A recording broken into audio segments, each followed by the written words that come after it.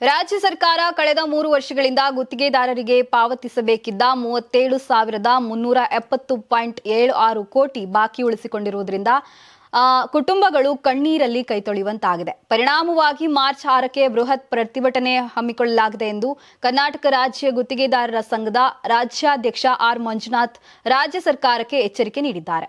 ಗುತ್ತಿಗೆದಾರರು ಎದುರಿಸುತ್ತಿರುವ ಸಮಸ್ಯೆಗಳ ಸಂಬಂಧ ಸಂಘದ ವತಿಯಿಂದ ರಾಜ್ಯ ಸರ್ಕಾರಕ್ಕೆ ಹಲವಾರು ಬಾರಿ ಮನವಿ ಸಲ್ಲಿಸಿದ್ರು ನಮ್ಮ ಮನವಿಗೆ ಪೂರಕವಾಗಿ ಸ್ಪಂದನೆ ಇಲ್ಲವಾಗಿದೆ.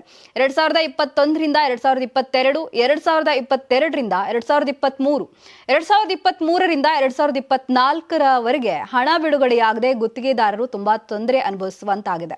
ಈಗಲಾದರೂ ಸಿಎಂ ಕೂಡಲೇ ಅಧಿಕಾರಿಗಳು ಮತ್ತು ಗುತ್ತಿಗೆದಾರ ಸಭೆ ಕರೆದು ಸಮಸ್ಯೆ ಇತ್ಯರ್ಥಪಡಿಸಬೇಕು.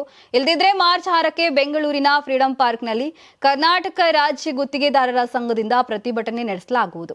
ಲೋಕೋಪಯೋಗಿ ಇಲಾಖೆ, ಬಿಬಿಎಂಪಿ, ಆರ್ಡಿಪಿಆರ್ ಇಲಾಖೆ ಹೊರತುಪಡಿಸಿ ಉಳಿದ ಇಲಾಖೆಗಳಲ್ಲಿ ಹಣ ಬಿಡುಗಡೆ ವಿಚಾರದಲ್ಲಿ ಜ್ಯೇಷ್ಠತೆ ಕಾಪಾಡಿಕೊಂಡು ಬಂದಿಲ್ಲ.